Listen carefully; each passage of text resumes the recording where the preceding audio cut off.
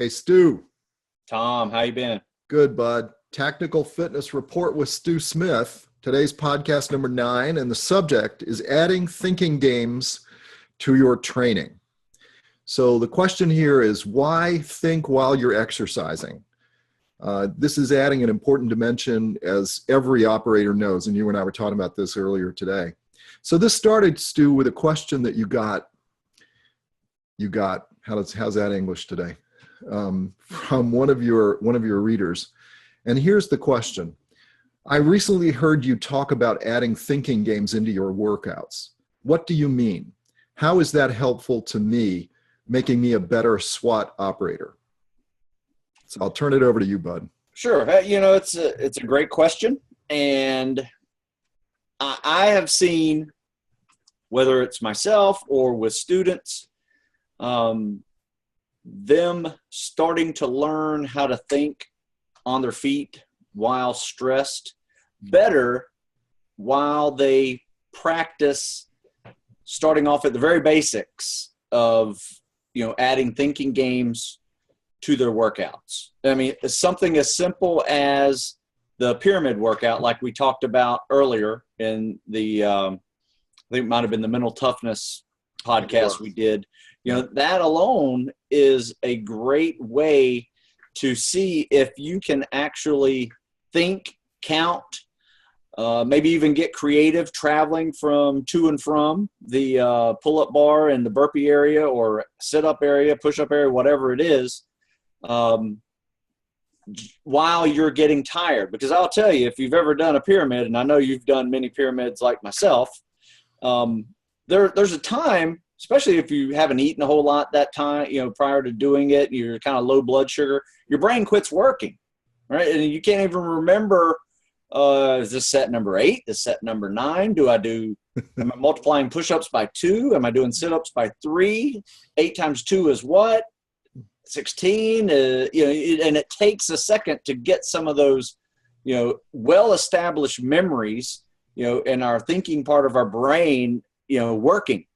And it's just a way, I think, to help you learn how to think while tired. And there's many ways to do it. And we'll go through a laundry list of ideas that some will probably be better for the SWAT operator or the active duty guy who's already has some experience with thinking under pressure and kind of what a couple of people refer to as stress inoculations. Is what our training really gives us. It gives us a certain amount of stress inoculation that you are able to think under stress when most people are not. Stu, as we've often talked about, operators do this naturally. And when I say operators, I mean anybody from not just the spec ops side, but paramedics and the all first responders and police and firemen. They do this naturally, and they build up this ability over time because they're in these stressful situations and have to make decisions. And what you've done and are trying to do with the training is to add that into the physical training at the very basic part. I remember when I was first training to shoot, they used to make us do star jumpers on the range right before we started to shoot. Just because you knew you had to be static for a moment, but now you're doing star jumpers before you grab the weapon and fire. But it's a way to start adding the skill and the physical stress together at the same time and doing it during your training. Yes, absolutely. And that's what we do. Some of my favorite ones, especially if they're preparing for SEAL training, is what I do is I lay knot tying line all over the place, throughout the workout. Like even when we're running, I'll lay them at the pull-up bars. And if they see them every time, in the middle of a workout, they have to go grab it and tie 2 knots, right? In the middle of the workout. It doesn't matter what set they're on, what exercise they're on. Then they have to remember where they were when they left off when they see those knot tying lines. Now, there's sometimes people don't even see them because their attention to detail is shot because they're so tired too. That's another place where I get them, is they're just not paying attention to what's around them and their surroundings. I mean, how important is that for an operator? Whether you're, police officer, military guy or, firefighter especially, you go through a room or a house and you pass 4 rooms in a hallway. Well, the fire just got worse. And now you're like, how many rooms did I pass? Now I can't see. And you got to crawl your way out of there and remember those type of things. Having that kind of ability to think, recall, remember, whether it's remembering your training and procedures that or it's just remembering attention to detail of what's happening right here and now. Stair counting.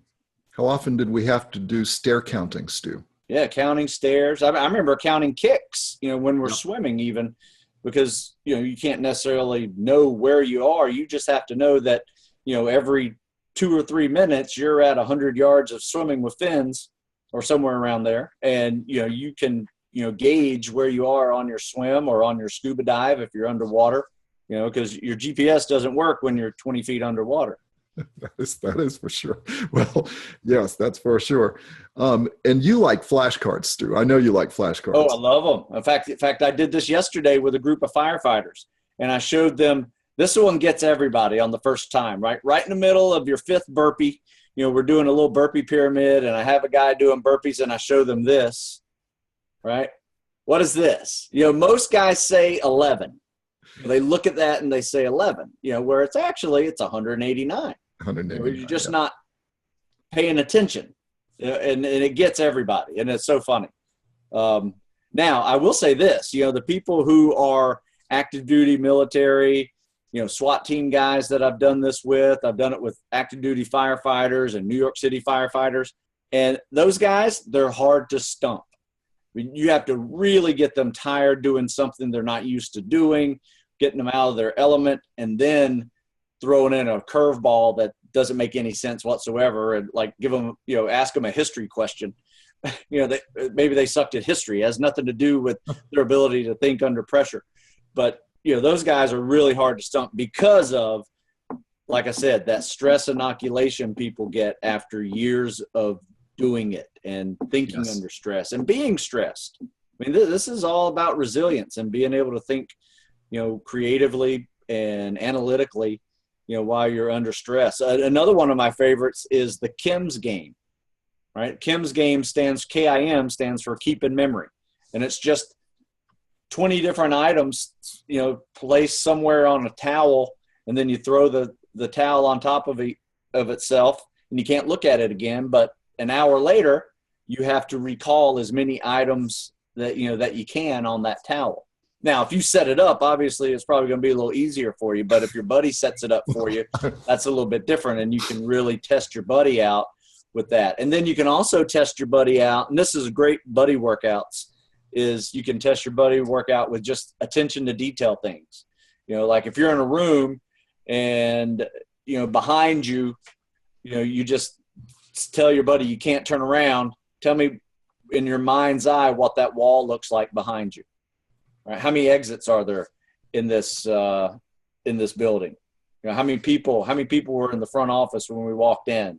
How many people were in this restaurant? You can do it anywhere, and just mess with each other, but it gets you constantly thinking about your surroundings, your here and now, your present, attention to detail, situational awareness, whatever you want to call it. All of those are important skills to have. And that's what these thinking games are trying to help you develop. One of the things that I was remembering while you were talking about this is that a friend of mine, and I have to go look him up and see if we can get him on here, is a plank holder at Delta.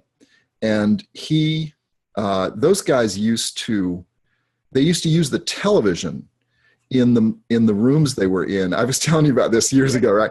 They used to use the television, and they would do something like push-ups, and then they would immediately grab the weapon, or they would be holding the weapon while they were doing something, and then they would dry fire at the television and add a specific character that they had predetermined was the person they were supposed to be watching for. So they were PTing in the room and then adding this dimension. And I'll tell you, I that television dry fire, if you haven't done that, that's one of the most fun things. Now, I'll hasten to say, I don't think I need to say this to this audience, but please just be aware of your weapon, right? Clean it, check it with your finger, check it with your eyes, right? Make darn sure that it's correct. It's ready to do dry firing. But there's no magazine, no, right, no right. round But in the look, chamber. we don't need to tell these people that are listening to this that, right? But it is really a fun and an interesting thing because of the dimension of distance, right? Because the person on the television not always at the same spot, so and the people around them and so forth. So it's really fun to Yeah, do. and sometimes they come up like they're only up for 2 seconds. You got it. It's exactly right. Pull quick. Now, another way to do is get one of those SIRT pistols that's just a laser, gun. And I can't believe I didn't bring it again. It's a great little tool. I'll show it in a future podcast. They're really nice. But look it up. Google SIRT, SIRT pistol. It's a little laser pointer. Looks just like a Glock. Feels like a Glock, and it's a great way to practice. Well, I think the thing, and we do this, is that I've always thought that it's the concept you have about tactical training, right? That tactical training, as opposed to just physical training, tactical training incorporates all of these skill-based activities inside the physical training because of the simulating that element of stress. Yeah, you're exactly right. Tactical fitness is different than regular athletic fitness. It just is. And if you think about the stakes, that's the best way to think about it. You still need to be great at all the elements of fitness. Well, I should say great. I'd say an athlete needs to be great. A tactical athlete needs to be good at all of them. An athlete needs to be great at one or two of them to be a professional athlete. Whereas, a tactical athlete, it's just being good at all of them. And Stu, one of the things you had written about is something called setting up an outside circuit for this sort of thing. When you have a lot of area and setting up different stations that involve a combination of both the skill and the physical side. Oh, sure. You could do this however. Like I said, I set it up, every mile on this trail that we have, where we train is a set of pull-up bars. So I'll have, knot tying lines laying around, one set of pull-up bars. And then we're a mile down, I'll have another set of pull-up bars where it's a Kim's game. Or, I'll have another set of pull-up bars where, we're asking each other flashcards, just to test each other. And then we start questioning each other on previous, Kim's game stations, right? So how many items can you name in 10 seconds on that Kim's game page? All right. And you just get creative with it and just make you think. So spend a moment, Stu, and describe the importance of this kind of training to the BUD/S aspirant and its application to Hell Week. Well, I've seen it a couple different times. I remember we've had some really good kids who we helped prepare for SEAL training. Physically, not a problem. And, thought they were going to go down there and crush it. However, something got to them. Something got under their skin. Something caused them to be able to be too stressed out and unable to think and not perform at the level they should have. Whether that was just negative feedback constantly from your instructors, constant physical stress, might have been being away from home or missing their girlfriend, whatever that was, that added stress created a perfect storm for failure for some of the people who have gone through our training program. And it's a shame because physically there's no reason why they shouldn't have been able to make it through. However, it's not all physical. There's a lot of mental to it. And when I say mental, it means how you handle stress. So if you can practice having to think while under physical stress, it's a good way to simulate actual stress because hormonally it's the exact same thing. It doesn't matter if you are can't pay a bill at the end of the month or you have bullets flying over your head. That butterflies in your stomach and the stress of that event are hormonally the exact same thing. Now you obviously will have more hormones going through your blood whenever it's a life or death situation, right? And things go in slow motion. But, think of a car accident. Same thing. Right? Everything moves in slow motion, and that's your body like rushing with stress hormones trying to keep you alive. It's a fight or flight response, right? But you have the same fight or flight response, whenever you're training hard too. Your body is getting stressed, and hormonally it will represent the very same hormones that are coursing through your bloodstream whenever you are stressed in a life or death situation. So it's similar. Now, is it the same? No. However, it is a good way to kind of build those synapses in your brain that when you have this amount of cortisol and adrenaline running through your system, you are still able to engage that thinking part of the brain that remembers procedures, that thinking part of the brain that enables you to quickly do math calculations, that thinking part of the brain that enables you to be creative and come up with a solution to a problem that you did not plan to occur. Right? That's the reason why we do what we do when we add in thinking games to our workouts. Yeah, as I think it was Winston Churchill said, and I'll attest to this, that nothing is more exhilarating than being shot at and missed. Right? I'm pretty sure that's Churchill. And and another thing, Stu, remember the other day we were trying to figure out where burpees came from? Yes. All right. So I hate to have to admit this, but burpees were developed by a physiology professor at Columbia University. Nice. As a way to test military fitness. This was like World War II, right? Or World War I? It was between the two wars. They were trying to figure out, and I'll just for the sake of reference, I'll get you the reference, but he did it as a way to test, as a way to find one exercise. And I actually think he might have been a psychologist, but I'll give the details. But tell me this, was his name Burpee? Is that where we got the name from? Because that's what I'm curious about. Pretty sure it was Burpee, actually. I think it was. I looked it up right after you and I were talking about it. I'm pretty sure it was. But how it evolved into the exercise it is today. Yeah, and then we modified it into the 8-count bodybuilder, but it started as the burpee. And I actually thought it was the other way around. I thought it started as 8-count bodybuilders and morphed into burpee, but no, it was the other way around. It was developed purely to test the physical capability of someone who was going to do a military job. Yeah, I tell you what, I mean, 100 burpees for time is a brutal workout. So can I count? Put you in a puddle, Stu, or what's that? Does days count when you when you say 100 burpees for time? Yeah, 100. Yeah, I think that was one of the favorite. One of the guys out on the West Coast used to do a Friday morning 100 8-count bodybuilder workout. Right, that was I have to look that up. I think that was a famous grinder. Those are legit workouts. They're tough. And like I said, we're talking about a little bit of mental toughness here whenever we're talking about adding thinking games and resiliency to your workouts. This is a whole different level of mental toughness that occurs. This is a combination of physical toughness and mental toughness that you can practice with really challenging workouts.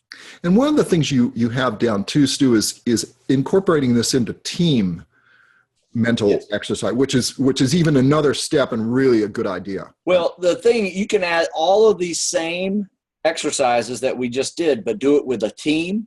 And then you have the extra component of communication, because communication also breaks down when you're stressed and things are loud around you, and you can't hear somebody, maybe you're not listening, you're just talking. Sometimes it's hard to be in both receive mode and transmit mode.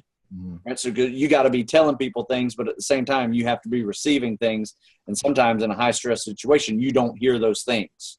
So that adding a team work to it where you are required to communicate while stressed like this, is another great way to add another element to it. And what we do is we usually do it with an injured person drill.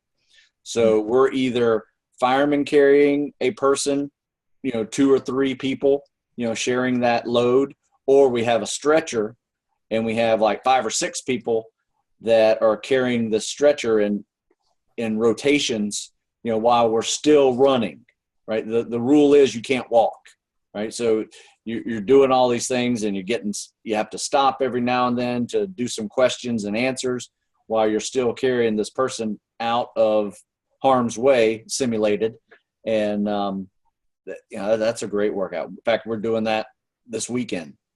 So rain this weekend. It's going to be nice. In the rain, even better. Yep. A nice rainy weekend. So, Stu, what would you recommend for somebody who wants to start to incorporate this into their physical training? Well, I would start with workouts that are fairly monotonous, right? I hate to say that, but I mean, that PT Pyramid is a monotonous workout. Mm-hmm. When you first started, it's kind of fun. If you've never done it before, you do 1 push-up, 1 pull-up, 2 push-up, 3 sit-ups. Then or 2, like 4, 6. You tell me do 5 sit-ups, right? 3, 6, 9. Yeah, you can multiply whatever you're ready for, right? I have found that that's a great way to start because, like I said, after you have gotten tired doing it, it's hard to remember multiplication tables. It's hard to remember what set you're on. And did I just do that one? I can't remember. So all those little things require you to kind of get back into the present instead of going to that happy place when you normally do hard workouts and you just kind of dissociate out of it. There is room for dissociation and hard training, but at the same time, you have to engage that thinking part of your brain and not go to your happy place at all times. Now, the good thing about once you get really good at thinking and noticing your situation and have more situational awareness while you're working out, is that's another form of a happy place because it kind of distracts you from the pain and the stress of the workout because you're actually thinking more than focusing on your pain that you're going through at that moment. Yep. So, one thing, Stu, on all of these subjects is I know you've been getting questions about what we've talked about, and I've been getting questions about what we're talking about. And some are as simple as, I don't understand all the language that you guys are using. And so the question I was asked the other day was, where can I go to figure this out? And the thing that I would tell everybody is they can do really simple searches of topics and then put your name, Stu Smith, at the end of that search, and a lot of stuff pops up.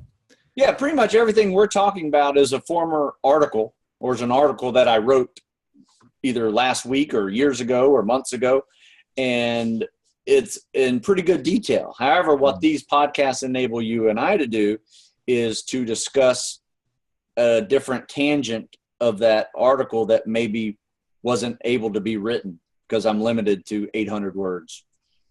Yeah. Right. And so, you can always Google it. You can also go to my YouTube channel and see that Stu 50 Smith YouTube channel and see not only these podcasts, but you can also see hundreds of articles or videos that I've created that I'm teaching swimming. We're doing some of these workouts I'm talking about with the thinking games and running back and forth and getting creative, how you're going to run back and forth from pull-ups to burpees and, all of those things, as well as probably about 120 different 5-second exercise videos as well. So if you don't know what a burpee is, I have it demonstrated on there, but nowadays you can just simply Google 99% of these exercises that we're talking about, and you will see, a library of exercises, videos, or pictures of these exercises as well. The other thing is that you and I were talking about, I think we're going to periodically, we're going to have a segment of these podcasts that is purely devoted to questions. Another question I got, Stu, was on this question of, can periodization be carried over to other aspects of your life beyond just your physical training? And this came from a professional musician who just said, look, I think I should be thinking about how I do what I do every day, the practice I put in, and think about it from a point of view of periodization. So he'd like to talk with you and me about how that can be done. But that brought up the subject of that we have a lot of people now asking us these kinds of questions. So we're going to do a segment, I think, soon on the subject of, we're going to do an Ask Stu segment where people can write you and ask questions specifically related to taking these discussions further. Oh, absolutely. And sure. I mean, there's nothing that's that difficult about thinking about your whole life in cycles. I mean, the seasons are a great cycle. You know, every season we focus on an element of fitness that is either one of our strengths or one of our weaknesses. The cool thing about that is, you know, it's always refreshing to go work on your strength. You know, for me, it put me in a weight room and I'm very happy. It's kind of where I grew up. You know, however, you know, in the spring and summer when we're running our butts off, you know, that requires a little more effort for me. I would consider running and, you know, endurance exercise actually being more of a weakness for me. Now, it's not something that I can't do. It's just I'm not as good at it compared to strength and power exercises. You know, there are people that are just the opposite. So what periodization just allows you to do is be able to take your life of strengths and weaknesses that you may have and kind of arrange them in a way where you're not always working on your strengths and neglecting your weaknesses. You're not always working on your weaknesses and neglecting your strengths, or getting burned out working on your weaknesses all the time, and you wind up hurting yourself. Whereas, you know, you can kind of take a break and listen, you know, work on your strengths. So anyway, absolutely. You know, periodization, I think maybe we'll do periodization part 2 podcast and, you know, maybe get 5 or 6 emails of, you know, how we can apply it to someone's life. Absolutely. So where should someone, how should they contact you, Stu, to ask these questions for the Ask Stu podcast? Oh, well, real easy email address, stu@stewsmith.com. You know, I get those emails, even though you may get a little email back that says we didn't get it. We do get it. We just get a lot of things. So I have a pretty high spam filter, but we get them. So send me an email at stu@stewsmith.com and we will answer them. I'll probably first answer them in just a regular email. It may inspire me to write an article that I create an article on, and we'll answer them on the podcast as well. That sounds great. All right, buddy, we're out of time. All right. So this has been Tactical Fitness Report with Stu Smith. Podcast number 9, adding thinking games to your training. Later, pal. See ya.